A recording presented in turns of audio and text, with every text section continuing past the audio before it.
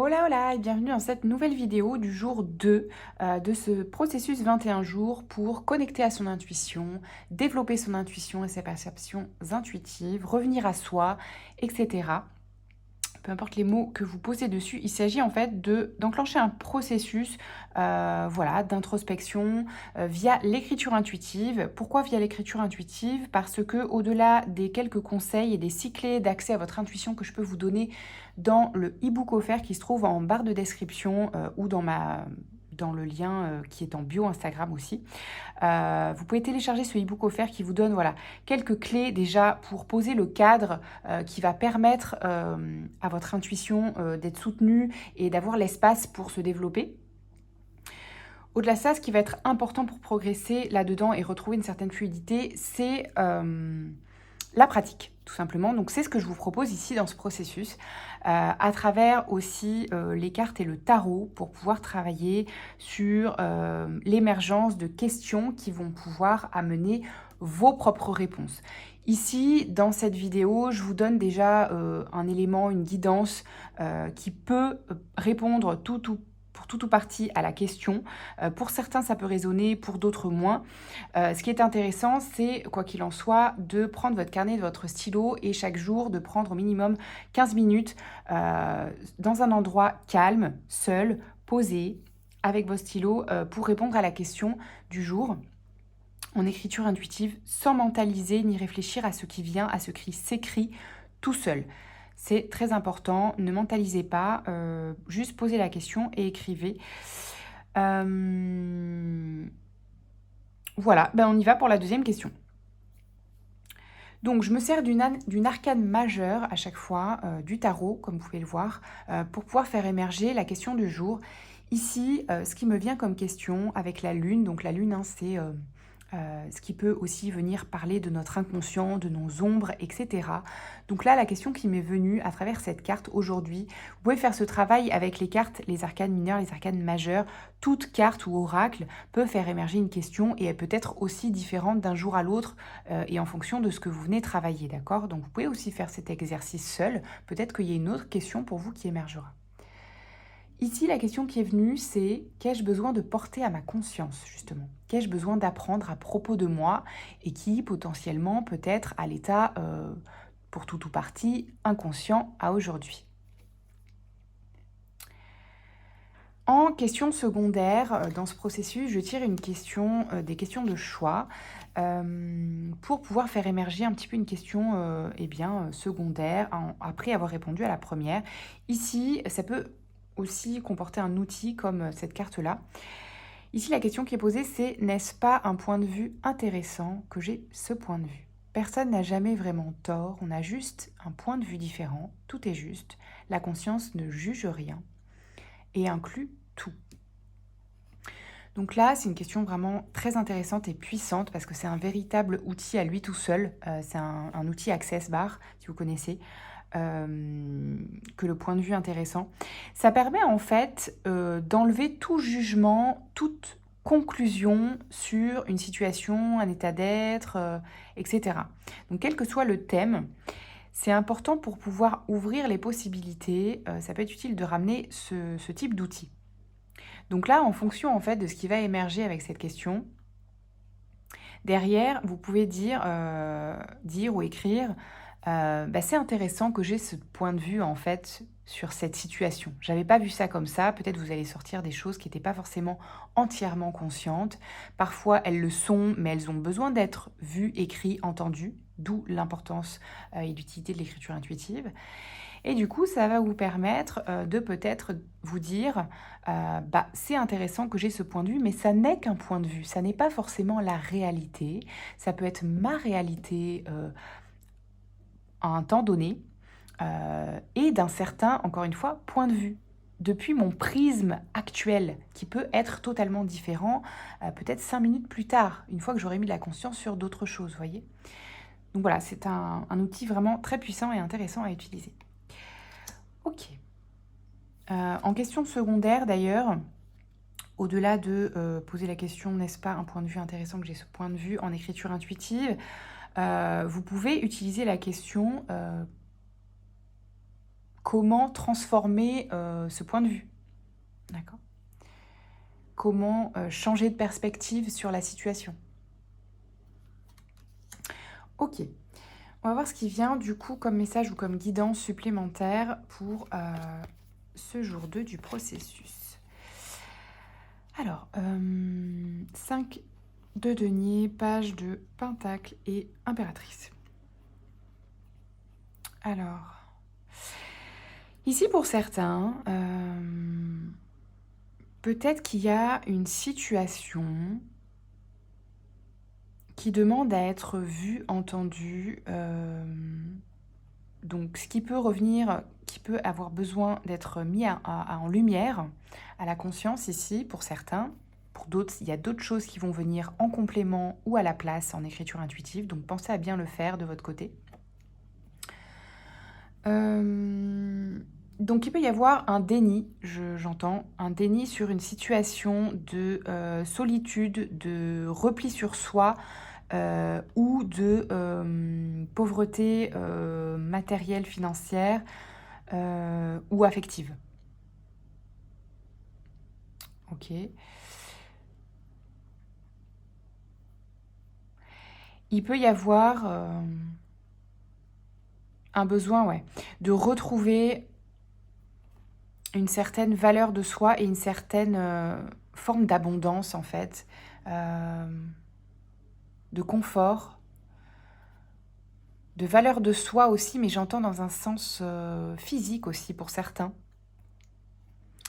Pour certains, il peut y avoir un déni d'une blessure sur le plan physique, donc ça peut être lié à une blessure de rejet, mais sur l'image de soi, là j'entends, vous voyez, c'est une femme qui prend vraiment soin d'elle, et il peut y avoir quelque chose de cet ordre-là, de je m'autorise à me transformer aussi sur un plan physique.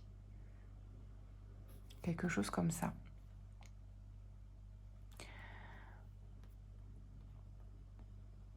Pour d'autres, ça peut être je m'autorise aussi à trouver, à retrouver une femme de votre entourage, peu importe que ce soit amical, sentimental, familial.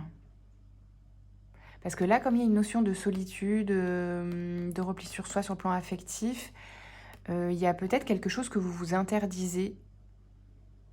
Donc vous remarquez qu'il y a plusieurs scénarios possibles, vous prenez ce qui résonne avec votre situation.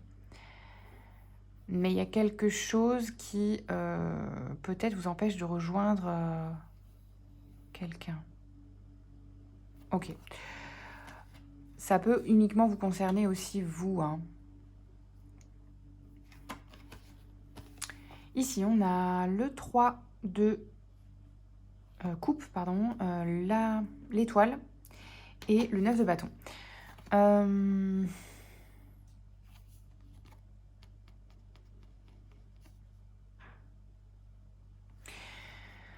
Ici, dans les ressources, il y a vraiment, je perçois un besoin de légèreté, de fluidité avec l'étoile. C'est vraiment quelque chose qui est guidé, où on se sent à sa place, où tout est fluide, tout est léger. Il y a une certaine fluidité et c'est bien l'objectif de ce processus, c'est de revenir à un certain alignement, voilà, où tout est fluide, tout est clair, je suis à ma place. Et je peux célébrer ça, je peux célébrer la vie et je peux arrêter de me barricader aussi avec le 9 de bâton. C'est ce qui peut aussi concourir à ce manque de fluidité peut-être. Le fait de se reconnecter à son intuition, c'est aussi se reconnecter à son énergie féminine. Et c'est aussi ce qui apporte plus de fluidité dans la vie, hein. Quand vous écoutez votre intuition, il y a beaucoup plus de choses qui s'enchaînent de manière beaucoup plus fluide. Vous avez accès aux synchronicités pour être guidé, etc. Intérieurement et extérieurement par la vie. Et je perçois qu'avec ce 9 de bâton, il peut y avoir eu des choses, des événements, des sentiments, des émotions, des épreuves qui ont pu vous placer dans une certaine forme de surprotection, d'enfermement, de croyances limitantes, voilà, de prison mentale ou physique, de repli, encore une fois, sur soi, de solitude, qui vous a éloigné de cet espace de fluidité. D'accord ? Ok, donc avec vous-même, avec les événements et avec les gens, les relations. Puisque tout est plus ou moins lié, bien sûr. Ici, on a le cavalier de bâton, le 10 de coupe et le 9 d'épée. Alors, ici, dans les ressources, je perçois une énergie de feu, une énergie d'action, une énergie de passion. Voilà, le cavalier de bâton, c'est quelqu'un qui reprend, je vous vois reprendre du poil de la bête pour aller vraiment ancrer votre bonheur à vous. D'accord? C'est un peu ce truc de je reprends le pouvoir sur la création, sur mon pouvoir de manifestation, sur mon pouvoir de manifester mon propre bonheur dans ma vie à moi et de peut-être transformer un thème d'anxiété, de rumination mentale, voire de dépression. Voilà, c'est vraiment ça. Et c'est cette action-là, en tout cas cet état d'esprit, il n'y a même pas forcément besoin forcément d'action spécifique là dans cette énergie, c'est vraiment de ressentir que j'ai le pouvoir sur ma vie, j'ai le pouvoir de créer ma vie et naturellement ça va venir ouvrir des choses et vous sortir de cet état de rumination mentale grâce en fait à ce processus de je me reconnecte à ce qui est simple, fluide, dans les espaces où je suis à ma place. Ok, ensuite on a le monde animal, le mariage céleste et l'air. Ici, dans les ressources. Alors, encore une fois, il y a quand même ce truc de, pour certains, ce qui peut être une ressource, c'est l'ancrage. Donc, l'ancrage sous quelle forme? Ça peut être sous plusieurs formes pour certains, mais globalement, c'est quoi l'ancrage? C'est justement reconnecter à ce pouvoir de manifester sa vie. C'est aussi se reconnecter aux actions du quotidien, à notre vie matérielle, à la nature aussi, à l'exploration peut-être de la nature.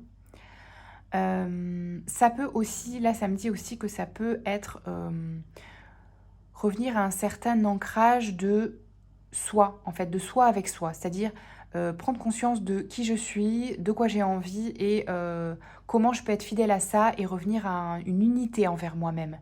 Parce que il y a quelque chose qui fait que si je m'autorise à revenir à ce qui est important pour moi, dans l'unité avec moi-même, il y a des idées, vous êtes quelqu'un de probablement d'innovant ou qui a beaucoup d'idées ou de rêves à mettre en place. Pour moi, ça me parle de rêves à mettre en place, soit seul, soit avec quelqu'un aussi. Ici, ça peut nous parler pour d'autres d'ancrer aussi une relation, d'ancrer une forme d'engagement. Peut-être qu'il y avait une peur de l'engagement, c'est pour ça qu'il y avait un repli sur soi, suite à peut-être une blessure de rejet ou d'abandon, une peur, voilà. Vous voyez, une peur d'être abandonné qui fait que vous restiez plutôt, avec le 9 de bâton, dans votre zone de confort ou replié sur vous-même, alors qu'il y a peut-être un engagement plus important si vous êtes déjà en couple ou avec quelqu'un de nouveau que vous connaissez déjà, peu importe. Mais là, je perçois que pour certains, il peut y avoir une forme de relation quand même sacrée. Hein. Parce qu'ici, avec l'air, ça me parle d'une relation qui est... Quel mot je pourrais mettre là-dessus?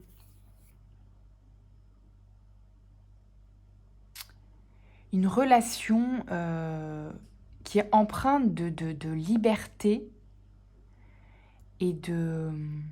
C'est une nouvelle forme de relation. Une nouvelle forme de relation. C'est aussi une relation qui va vous permettre d'ancrer quelque chose sur le plan, oui, des idées. Mais des idées novatrices. C'est comme s'il y avait un partenariat là, donc ça peut être aussi professionnel, hein.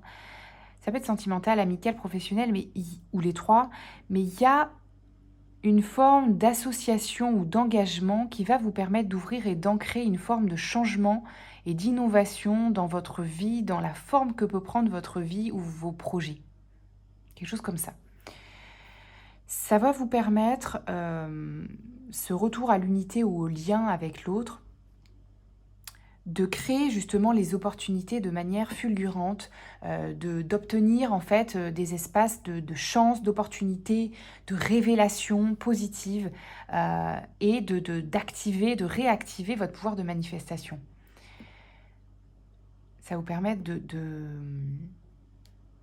revenir dans une forme vraiment de fluidité, mais de manière assez soudaine, hein. Ça peut vraiment basculer, je perçois. Ça peut vous amener à de nouveau, encore une fois, il y a 2 fois là, cette notion de mariage, d'engagement, grâce à une certaine authenticité, retour à soi, reconnexion à soi. Parce que vous avez choisi la reconnexion à vous-même, à votre intuition, ça vous amène naturellement à plus de fluidité et d'engagement avec des liens qui sont justes ou des opportunités qui sont justes pour vous.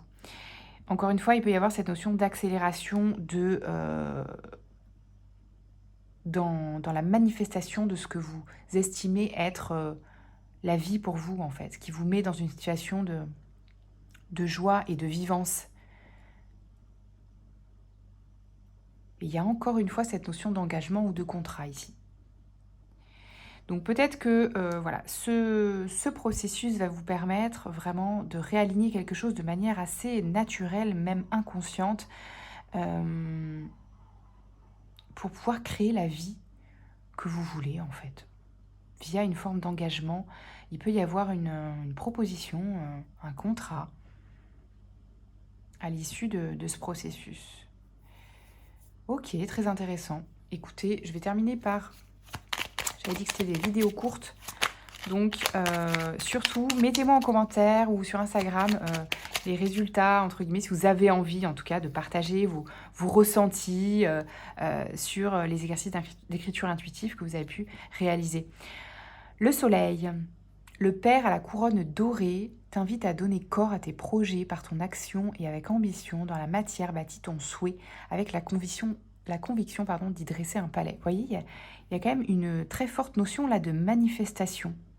C'est comme si, peut-être, vous me direz, ça m'intéresse, c'est comme si ce travail, ce processus va vous permettre de vraiment faire émerger ce que vous voulez vraiment. C'est comme si vous alliez vous autoriser à demander et à écrire ce que vous voulez vraiment de plus fou pour vous. Créer la vie qui vous convient et du coup, la vie va...